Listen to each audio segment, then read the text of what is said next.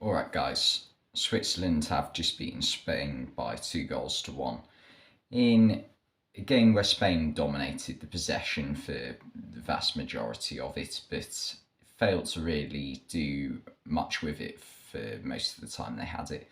A lot of the time they were just literally just passing it side to side, side to side, side to side, which is what you expect. But usually with Spain, you expect something at the end of it as well, which they didn't really have today.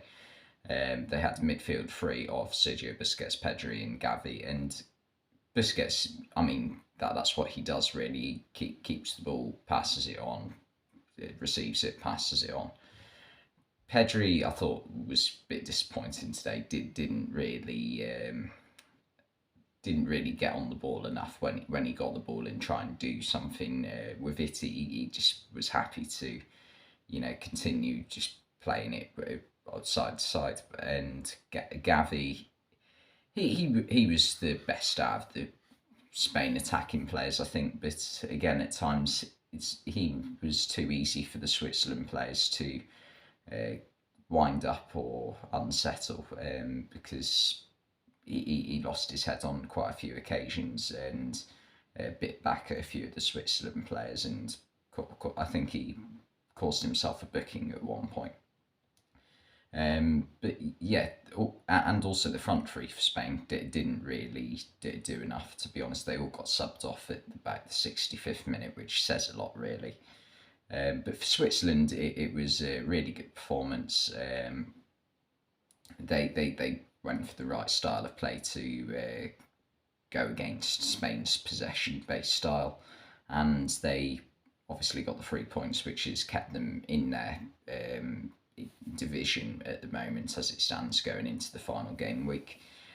And the goals both came from set pieces. Brilliant header from Akanji for the first one into the ground and bounced up into the roof of the net, and the second one, brilliant flick on by Akanji, and Mbolo got the slightest of touches in just enough to get it across the line. And yes, Spain, Switzerland created more chances than Spain, and Spain had about 10 times as much of the ball, so that was Spain's biggest problem.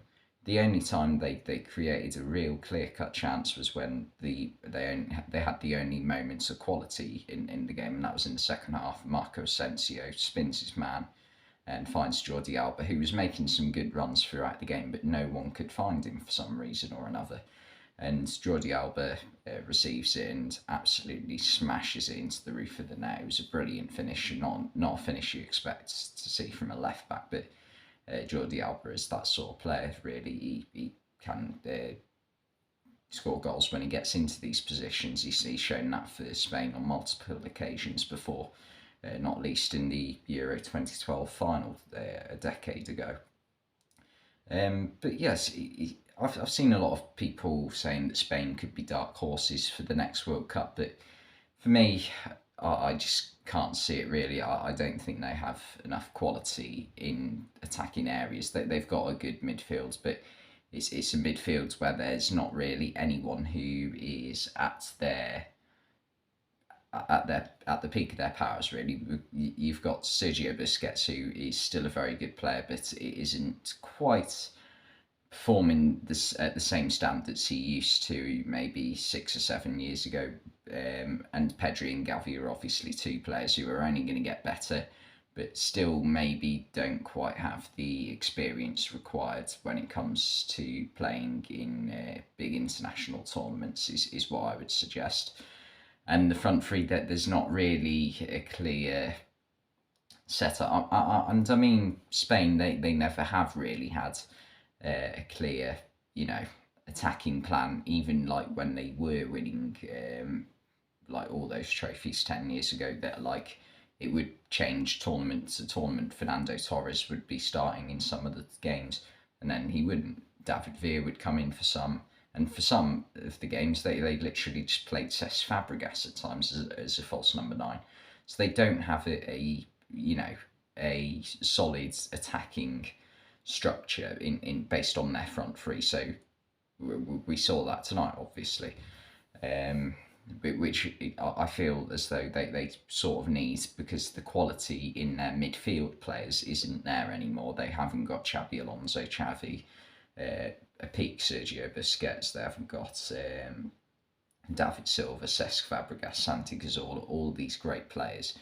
Their midfield options are a lot more restricted compared to what they used to be. Defensively, they're fine, don't get me wrong. Spain have never been a side who are going to be, the most difficult for opposition attacking players to get past. Like they're not like physically brutish defenders. I mean, Sergio Ramos sort of had that, and Puyol at times, but it's not the way Spain play, if that makes sense. So you expect them to struggle when it comes to defending set pieces. That's just part of the Spanish game, if anything, to be honest. But yes, Switzerland, really good performance for what they set up to do. They could have had more goals, if anything. There were times where Spain were quite unlucky to not concede more. Like I remember Vargas had a really good opportunity where he just managed to nip in and get the ball before Unai Simon got there, and on another day that goes in. And yeah, they also had a really good midfield. Switzerland, Freuler and Xhaka both played really well. Xhaka is in the form of his life at the moment, both for club and country. For country, he's been playing well for a good 2 years now. I remember him putting in some top performances at the Euros last summer. So yeah, and speaking of summer, he also made some good saves throughout the game. I couldn't miss that transition, could I? And Switzerland, they defended well in generally, because as much as a lot of people will point out that Spain weren't decisive enough in the final third, you do also have to commend that Switzerland stopped them from being able to do that, because at the end of the day, these are, high quality professional footballers. So to stop them creating many chances, it is still an achievement, regardless of how well they played. So yeah, really good performance for Switzerland. Not looking so great for Spain. It's not been too bad though, this Nations League campaign over the past 5 matches. They're not looking bad. This is their first defeat, I believe. So can definitely still get through if Switzerland managed to get something out of the game against Portugal, and Spain managed to beat Czech Republic, which you'd think that they should be capable of doing. But yeah, other than besides all else, it was a very good game to watch. Also saw a few players come on for Spain off the bench who I haven't seen play before. Inaki Williams, his brother Nico Williams came on. Borja Iglesias came on, Jeremy Pino as well. So it was interesting to see how well they played, but they only had limited time on the pitch. But Spain, they did look better once they did make the substitutions, though, I will say that. But the one thing I would say about Spain that really I thought was quite poor was the failure to deal with what Switzerland gave to them in terms of like trying to wind them up and get the players to bite back, because there were many occasions where players like Marcus Llorente, who came off the bench, Gavi, and quite a few others just like couldn't help themselves, which isn't good. So that's one thing they need to improve on. But then again, you can expect that at times from such a young side. So yeah, really good game to watch. Thanks for watching this video, and I'll see you next time.